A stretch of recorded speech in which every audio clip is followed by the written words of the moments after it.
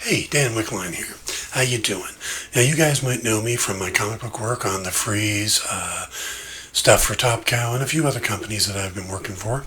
Or you may know me from 5 years of doing entertainment news for a website that I'm not going to mention right now, but I'm no longer with. So, I'm trying to get back into doing some stuff. I have opinions, I have thoughts, and I care to share them with you guys, but I don't necessarily want to do it on a day in, day out basis. I'm focusing more on my writing, but there's still things that I like to talk about. So I'm going to use this format now. I'm going to do videos and see how that works out. I'd love to get your feedback on it, but let's get started. First thing I want to talk about is over the weekend was the release on Amazon Prime of The Boys. I had a chance to sit down and watch it. I also had a chance to go back and read the first 20 issues. So I've got a pretty good, strong opinion on the series and how it differs from the comics. And I'm going to get into that. So let's take a look. Now, Garth Ennis and Derek Roberts' creation was controversial from the start. The book was published by Wildstorm for 6 issues before they got cold feet and canceled it. It was a little more than the company could take. Now, the book was then picked up by Dynamite Entertainment, where it went on for another 66 issues. The series is very dark. It has a take on superheroes and what happens if they abuse their powers and their fame. It focused on a group of people going to bring down the Supes for crimes and corruptions. Now, it was a very popular series for the publisher, and it's been constantly available through omnibuses and reprints and digital. So I believe they just did a Humble Bundle deal where you could get like the whole run for next to nothing. It's a series that is easily accessible if you want to go back and read it. Now, there's a movie series, or not movie series, it was a TV series that debuted on Friday from Amazon Prime, and the series was adapted by Eric Kripke, Evan Goldberg, and Seth Rogen.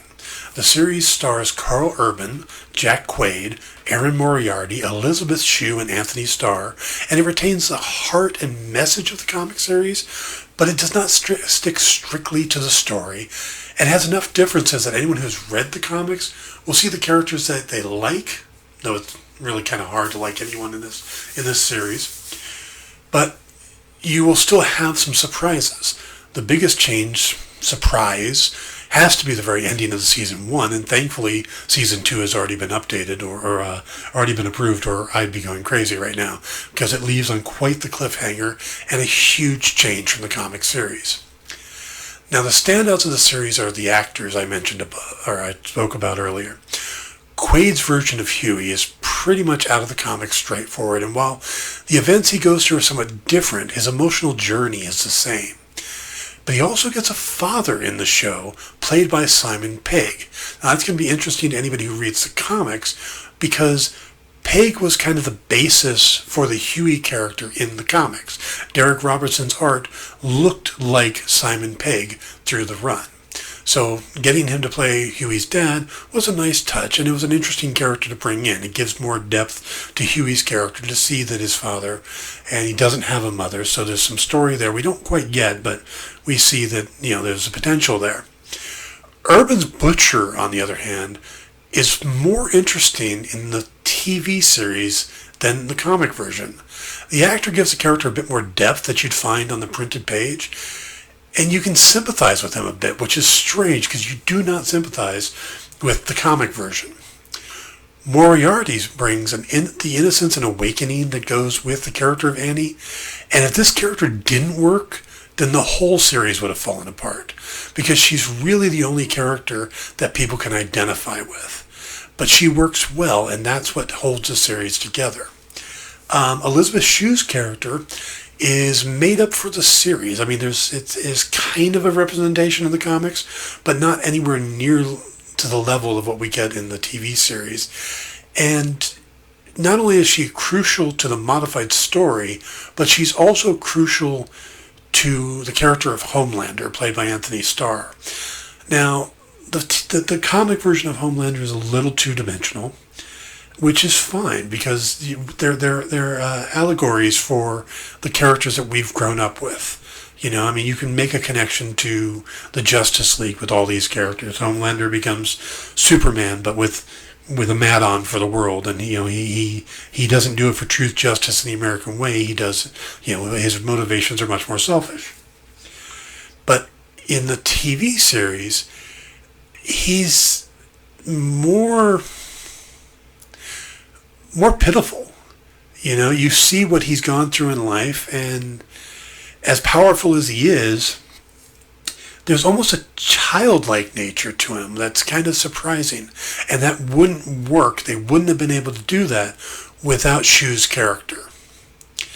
Now, moving on to the series itself. The series starts off slow. It's a bit bogged down by the world building. They have so much to set up and so much to do in a short period of time that they really don't make it interesting. I mean, there's just so much thrown in there that you have to want to watch the series to get through that building. But once you do, it starts to pay off. Now, it could turn some people off, especially those who don't know the comics. I watched the series with a non-reader, and she went through the series more so because she wanted to see what was going to happen next, not because she cared about any of the characters. And that's an interesting reaction, is connecting to the characters is probably the top reason people continue to watch a show. That's why we get stuff like shipping. It's why so many people talked about Felicity and Oliver in Arrow, because they made an emotional connection to them. And if you don't like the characters, there really isn't a reason to come back week to week or episode to episode. So the fact that the story is interesting enough to bring people back is kind of unique, but also an interesting testament to the writing. Now, these characters, like I said, aren't really likable, except for maybe Annie. I mean, Huey could be likable, but they don't play him that way. He's got issues. He does things that are just makes him not a very nice person either. There really isn't any nice people other than Annie in this entire series. But I think it's a series that if people give a full shot to, then they'll get into. But I think there'll be a lot of people doing one or two and then topping out. Now, another thing was the comic series was full of graphic violence and sex, like a lot of Garth Ennis books. But the TV series tones it down some, which is interesting because they tone down the they tone down the nudity. The sexual aspects are still there, but they're creepy, but they're not as over the top. So that part is toned down, but the violence is still almost too high. There's scenes that I think will turn the casual reader off because it's just too much, especially early on. I mean, what happens to Huey or to Huey's girlfriend is so over the top that you could have a lot of people checking out right there. Now, that's not to say it wasn't good. It was impactful.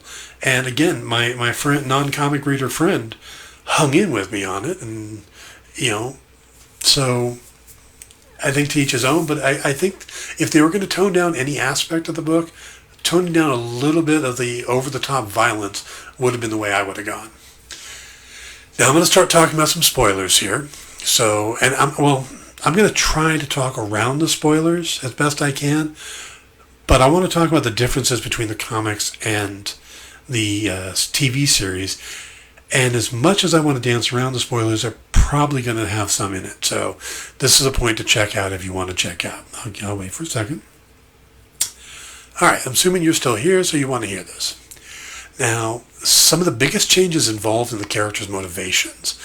Where in the comics, Annie's first day with the Seven was destroyed by the actions of 3 of her teammates, it was changed in the series to be just one team member and not one involved in the comic scene at all.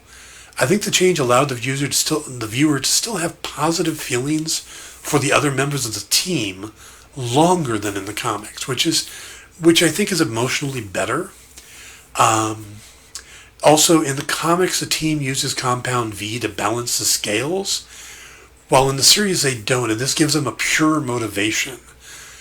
They stay away from other heroes and teams, keeping the focus on just the 7, where the comic explored other teams, and the boys actually went after a different team in the comics to get started. We don't have any of that in the series. And that's probably a good thing because you have so many characters to choose. You have 7 superheroes. You have the corporation behind them. You have a 5-member team of the boys. That's a lot of people to introduce and to get to connect with in a very short amount of time, in only 8 episodes. So I think sticking to the 7 was a very smart move. But the biggest change has to be the incident behind Butcher's motivation. And this is not a small change. This is the season cliffhanger, and it changes the star of the series, or at least the next season. In the comics, it was Huey's story, and while the series so far has been mostly the same, Urban's Butcher was more present, more of a force in the TV series, a bit more likable, and the twist sets up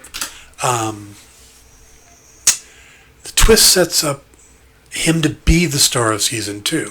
That it's going to be his story in season 2, or at least his emotional journey. It's a huge change from the comics, and it's going to be interesting to see how they play it out in season 2. Now, this is... Okay, spoilers are done if you want to come back. This is another strong adapted series for Amazon, coming off the success of both Jack Ryan and Good Omens. And while there is no more Good Omens to move forward with, they are doing another season of Jack Ryan. They are doing other series. So Amazon is kind of staking their flag in the ground for high quality entertainment, and maybe even pushing Netflix out of the way. Now that Netflix has lost the Marvel series, a lot of their popular series have been canceled, like 8, can't think of the title of it. But, the stuff that people really like, they cancel. So I think Netflix is going to have a problem that they don't have the draw, and Amazon is starting to. And that's going to become even bigger when you have things like Warner Brothers and Disney having their own streaming services soon. So Amazon could end up being the home of adaptations that Netflix was trying to do. I mean, they've got the Umbrella Academy, yes, but I think Amazon has a chance to jump in there, and now with a couple successful series, to build themselves as the alternative, the Image Comics, so to speak, of streaming services, that they could bring in a lot of the independent comic series or the non-Marvel and non-DC series. The Boys is well worth watching, and if you're someone who has watched it but hasn't read the comics, I think it would be worthwhile to go back and read the comics too. Again, having just sat down and read about 20 issues of the series, they're different enough from the TV series that I enjoyed getting back into them. I hadn't read them in a very long time, and I'm pretty sure I didn't get past the first dozen, so I'm in a lot of new territory. But it's a different type of story. The characters in the comic series are a little more straight line, where they're a little more three-dimensional in the TV series, and that's not bad either way. It's just a storytelling choice. So I'm enjoying both, and I'm probably going to continue reading the comics between now and whenever the second season debuts. So I'm looking forward to that. I'd love to hear what your guys' thoughts are on The Boys. Please feel free to share those below. And I will be back soon. I've got another conversation I want to have about how Marvel is handling the Spider-Man films as opposed to Sony by themselves. So I'll be recording that shortly and try to get that up as well. So thanks for hanging out, and I will talk to you all soon. Have a good day.